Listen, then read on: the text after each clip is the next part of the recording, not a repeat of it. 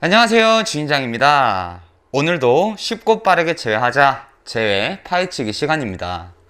오늘은 제외를 할 때 상대방을 혼란스럽게 만들어야 하는 이유라는 주제로 우리가 얘기를 나눠보도록 할 텐데요. 이 상대방을 혼란스럽게 만든다라는 것이 이 상대방 입장에서 얘가 날 사랑했던 게 맞나? 아닌가?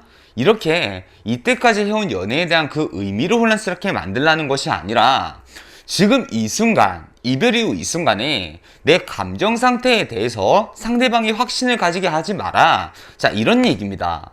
이걸 우리가 이 감정 불확실화라고 명칭하도록 할게요.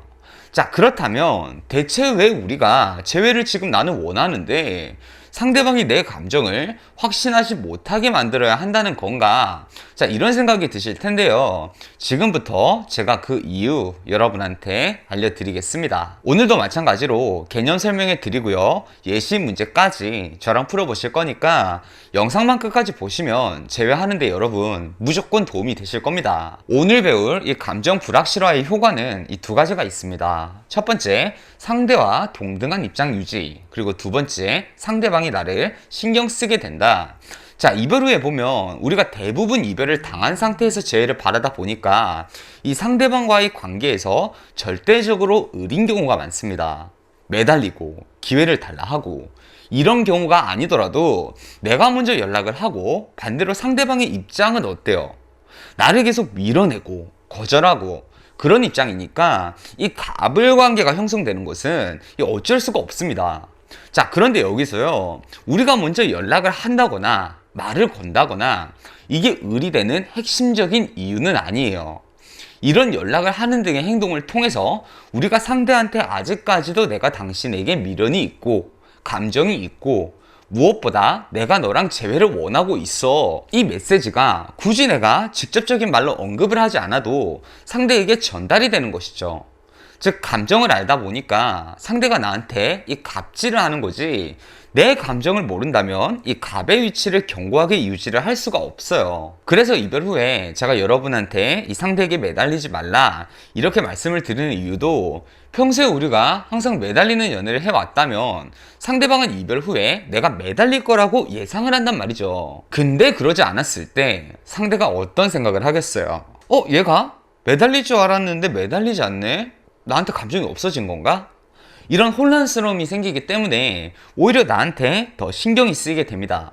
그래서 제가 매달리지 말라고 얘기를 하는 건데, 많은 분들이 이미 이별을 당해서 내가 가치가 지금 절하가 되어 있는데 매달리면 더 가치 절하가 이루어질까봐 라고 생각을 해요. 자, 틀린 말은 아닌데요. 사실 더 큰 목적은 이 감정 불확실화를 위한 거라고 보셔야 한다는 겁니다. 자, 그러면 감정을 불확실하게 하면 대체 왜 상대방이 더 나한테 신경이 쓰일까?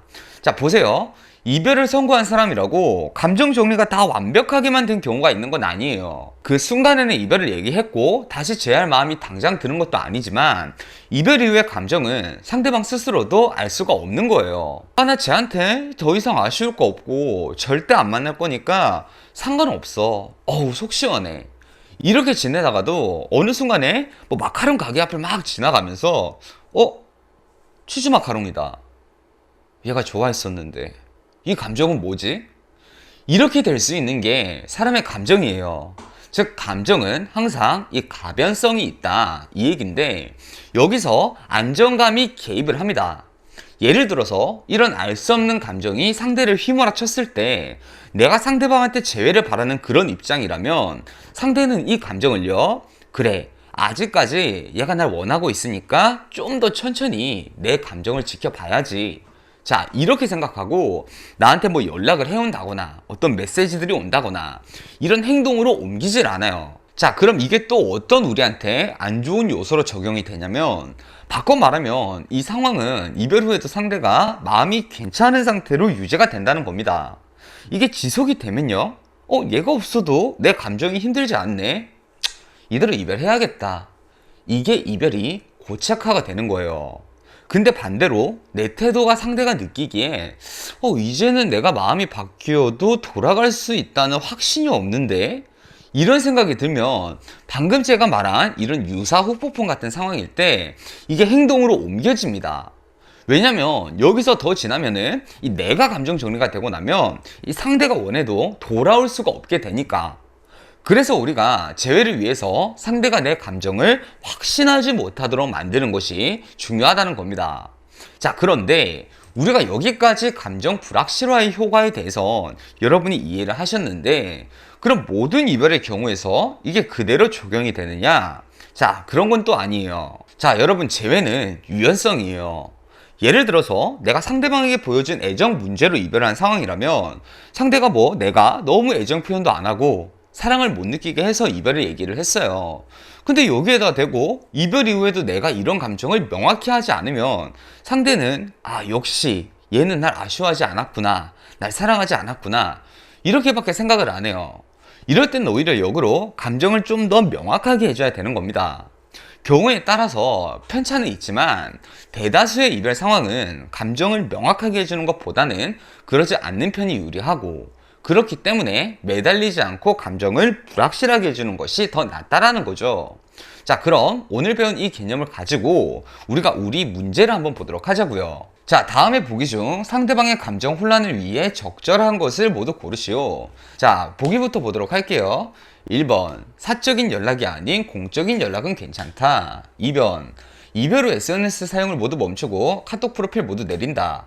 3번, 친구들과 즐거운 시간 보내는 인스타그램 스토리를 올린다. 4번, 상대에게 연락이 오면 즉시 답장을 한다. 5번, 상대에게 연락이 오면 적절한 답장 시간을 가지고 표면적인 답변을 한다.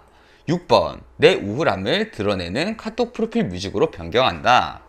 자, 먼저 보기 하나씩 살펴보면 사적인 연락이 아닌 공적인 연락은 괜찮다. 자, 이건 우리가 어떤 의도를 가졌는지가 중요한 게 아니라 상대방이 내 행동을 어떻게 해석하는지가 중요한 겁니다. 그렇죠? 그런데 내 입장에선 이 서류 얘한테 진짜 중요한 걸 텐데 이 서류는 내가 전해줘야 되는 것이 아닐까, 이런 생각을 하고 상대에게 연락을 하더라도 이 사람 입장에서는요, 이런 걸로 연락을 하네, 이런 핑계로 연락하네, 이럴 수가 있단 말이죠. 그래서 이건 감정 혼란을 주는 것으로 적절하지 않다, 이렇게 볼 수 있겠습니다. 자, 일단 1번 이거 아니고요. 2번, 이별 후 SNS 사용을 모두 멈추고 카톡 프로필을 모두 내린다. 마찬가지로 이런 우울함의 반증은 상대에게 안정감을 줄 수 있죠. 마찬가지로 아닙니다. 3번, 친구들과 즐거운 시간을 보내는 릴스를 올린다. 자, 이별 이후에 내가 우울함에 빠져 있을 거라고 생각하는 게 보통 이별을 선고한 사람의 예상 범위의 행동인데, SNS를 보니까 내가 친구들이랑 마냥 우울함에 빠져 있는 게 아니라 잘 지내는, 즐겁게 지내는 모습을 봤을 때 상대가 얘가 그렇게 힘들진 않나? 그럼 나한테 지금 선택권이 없는 건가? 이런 생각을 할 수가 있습니다. 감정 혼란 주는 선택지 이거 맞고요.